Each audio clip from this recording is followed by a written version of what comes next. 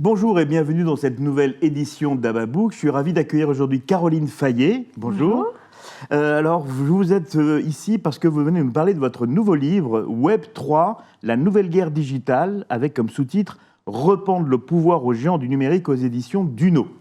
Alors, Caroline, vous êtes très connue, mais je vais quand même vous présenter. Vous êtes digital entrepreneuse depuis plus de 20 ans, actuellement directrice générale du groupe Gene Opinion Act. Vous êtes conférencière, intervenante à HEC et aussi à l'IEHDN, qui est l'Institut des hautes études en défense nationale. Donc on est vraiment dans les sphères stratégiques du pays. Votre précédent ouvrage, L'art de la guerre digitale, paru chez Duno en 2016, était un vrai chef-d'œuvre sur la guerre digitale. Et vous venez de nous parler de ce nouvel ouvrage. Alors, c'est un livre passionnant, pas très facile d'accès, il faut bien le reconnaître, mais vraiment passionnant, et vous allez au fond des choses. Et j'ai envie de commencer par vous demander, vous, votre ennemi, c'est les GAFAM. Est-ce que vous nous expliquez pourquoi ils sont devenus tout-puissants et pourquoi aujourd'hui il faut en avoir peur ? Ça fait 20 ans que j'observe les GAFAM et aussi les stratégies numériques des entreprises et je suis préoccupée à deux niveaux en tant que citoyenne par rapport au péril que ça laisse planer sur la démocratie, la désinformation, aussi la capacité des gens à être bien informés, à activer leur esprit critique dans les bulles informationnelles. Et puis d'autre part sur un plan économique, où nos entreprises sont complètement dépendantes des GAFAM et avec finalement une vision du numérique qui est celle du capitalisme de l'attention et d'utiliser nos données pour du ciblage publicitaire. Et à ce titre, je trouve que c'est une voie à laquelle, en Europe, sur laquelle on a envie de s'inscrire en faux, avec un respect de nos données qui serait beaucoup plus... Ouais, vous expliquez bien qu'à l'origine, l'idée d'Internet était d'être complètement décentralisée, alors que là, tout est centralisé, toutes les données remontent au siège en Californie. Oui, l'exemple qu'on donne souvent, c'est effectivement les 10 premières applications que l'on consulte sur nos téléphones appartiennent à 2 entreprises. Donc l'hypercentralisation fait qu'il y a un risque de totalitarisme avec nos données qui appartiennent à 2 entreprises dans le monde. Maintenant, 3 avec la Chine, on peut dire avec TikTok. Bien sûr. Alors, dans un encadré que vous faites sur la société Accor, qui était quand même la fierté française, vous expliquez vraiment clairement comment elle est passée à côté de toutes les révolutions digitales. En quelques mots, pouvez nous refaire cet encadré ? Alors en fait, on parle de Web 1.0 pour l'ère des moteurs de recherche. Et ça a été, dans le secteur de l'hôtellerie, la prédominance de Booking.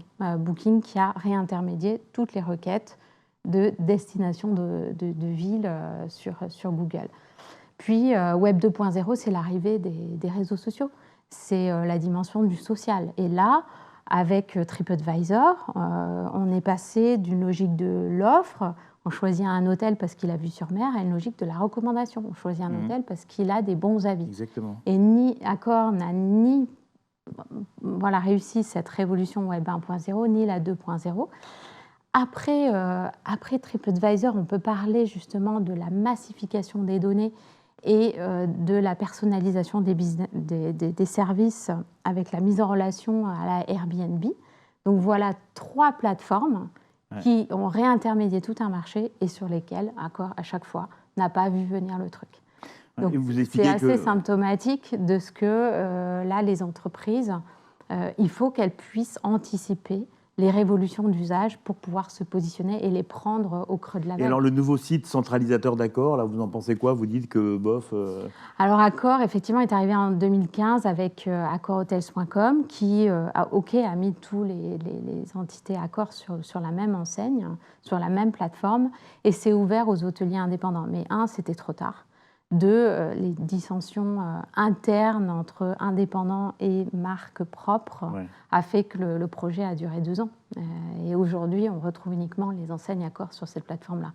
Donc aujourd'hui, Accor s'est retiré dans la chaîne de valeur plutôt comme un opérateur B2B, finalement, de franchise hôtelière, avec des belles marques, des belles bases de données, mais il a perdu le contact finalement avec le consommateur, il a perdu son accès au marché. Tout à fait. Alors, tout votre livre est basé quand même sur l'excellente nouvelle de dire, mais enfin, grâce au Web 3, on va pouvoir ne plus subir la domination des Chinois et des Américains et ne plus être une colonie numérique. Alors, expliquez-nous un petit peu. Alors, pour la première fois, il y a un changement de paradigme tel dans cette nouvelle dans ces technologies que les GAFAM ne peuvent pas copier, ni digérer, ni racheter.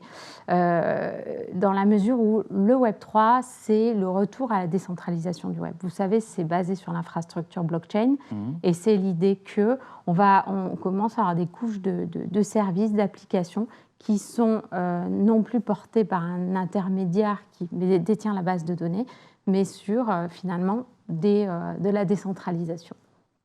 Et en ça, c'est l'antithèse du modèle GAFAM. On a les données qui reviennent aux utilisateurs, on a de la transparence sur la gouvernance du système, là où les algorithmes sont opaques, et on a de la redistribution de la valeur créée, là où les GAFAM centralisent, concentrent la valeur sur leur propre plateforme en ayant les autres qui travaillent pour eux finalement. Alors justement, ces fameux GAFAM, est-ce que vous pensez qu'ils vont se laisser faire facilement? Et est-ce qu'ils vont perdre leur pouvoir et toute leur richesse des données facilement? Ils vont pas accepter. Ils vont singer, et c'est ce qu'ils sont déjà en train de faire.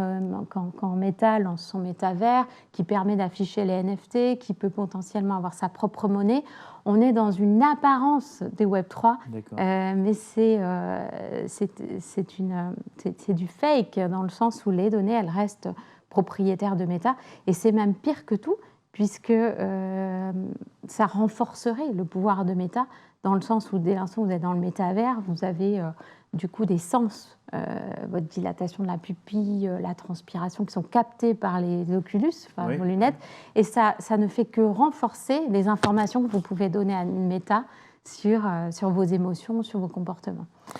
Alors donc, justement, voilà. Le métavers, vous y croyez pas? Il y a un grand débat aujourd'hui. Faut-il y aller? Faut-il pas y aller? Mais Meta a fait un hacking sur le Web3 en annonçant en 2021 son métavers en pleine folie crypto-monnaie, en pleine folie NFT. Donc on a complètement amalgamé métavers et Web3, ce qu'il faut. Le métavers était une application du Web3, mais les métavers décentralisés. Parce que Meta nous propose, c'est un métavers centralisé où toutes les données lui appartiennent. Donc je dis attention, voilà, je parle aux entreprises en tant qu'annonceur.